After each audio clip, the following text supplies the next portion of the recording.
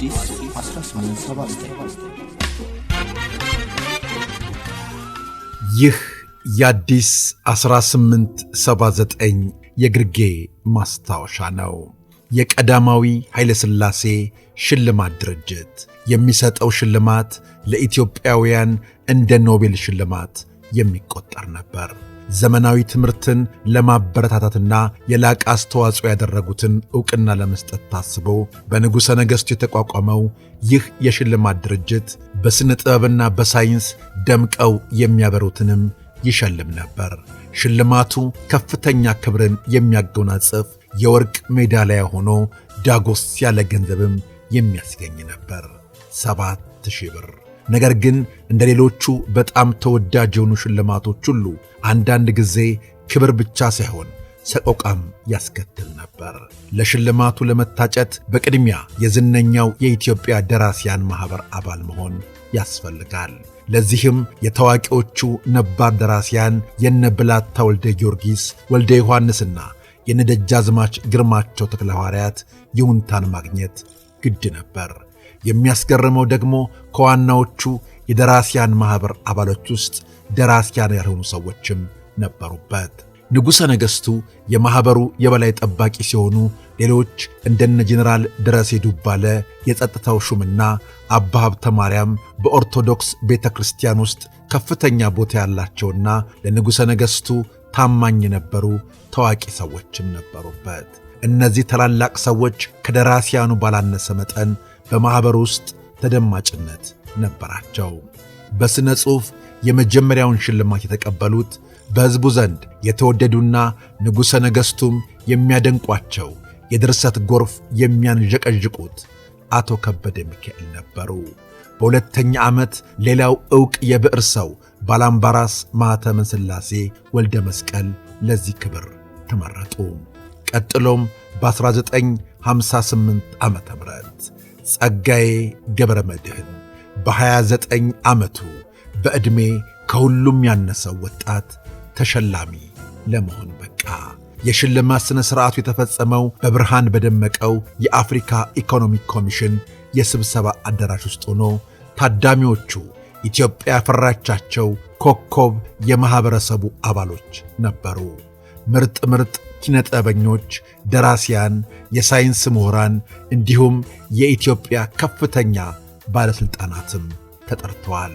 የተሸላሚዎችን ክብር ለመጠበቅ ታስቦ ታዳሚዎች የክት ልብሳቸውን ለብሰው ነበር የተገኙት። ሥነ ሥርዓቱ ምንም ነገር ያልተጓደለበት፣ ንጉሠ ነገሥቱ ራሳቸው የተገኙበት የፈንጠዝያ ዕለት የመሰለ ታላቅ ቀን ነበር።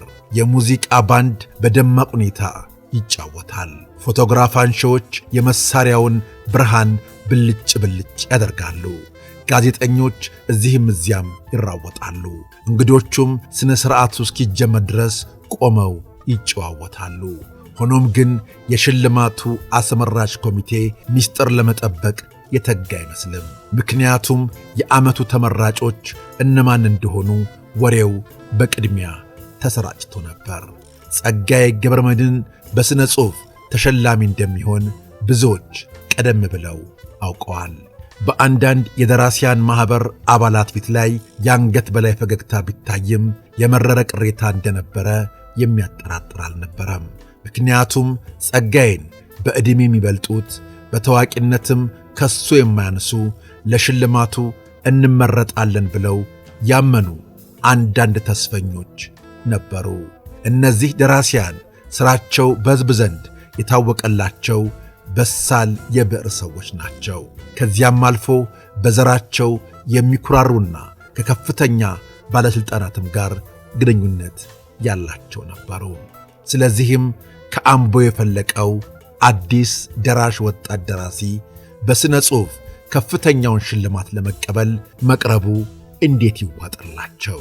ከጸጋዬ ተቀናቃኞች መሃል አንዳንዶቹ ቅናታቸው እጅግ የከፋ ስለነበረ ከዚያ ጊዜ ጀምሮ ለረጅም ጊዜ በክፉ ዓይን ሲያዩት ይኖራሉ።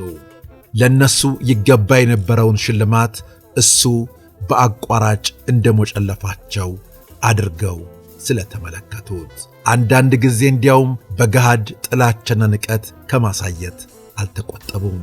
ጃንሆይ በደስታ ለተሳከሩት ተሸላሚዎች ሽልማቱን ሰጡ።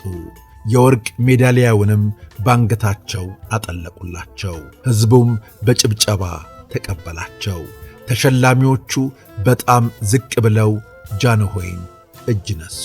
ጠቅላይ ሚኒስትር አክሊሉ ሀብተወልድን ከዚያ በመለስ ዝቅ ብለው ሰላምታ ሰጡ።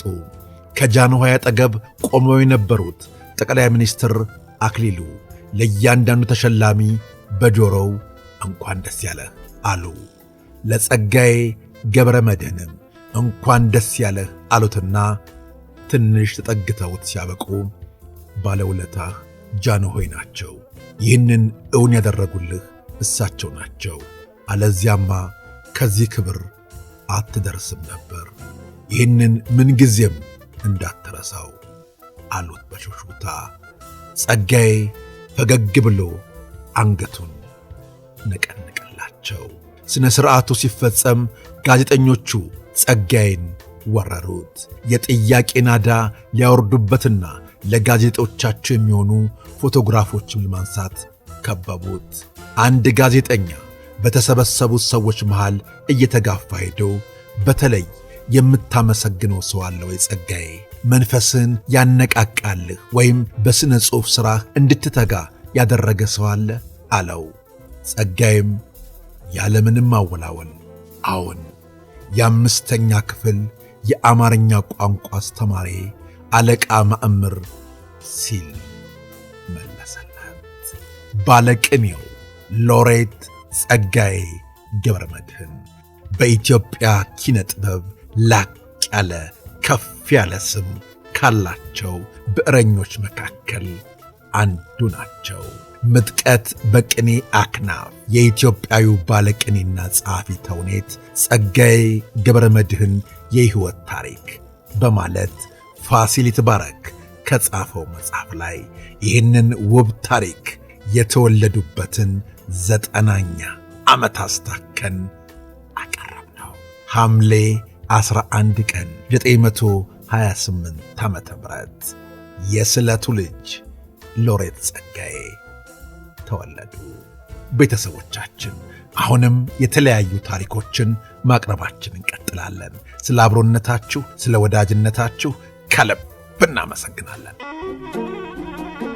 አዲስ 1879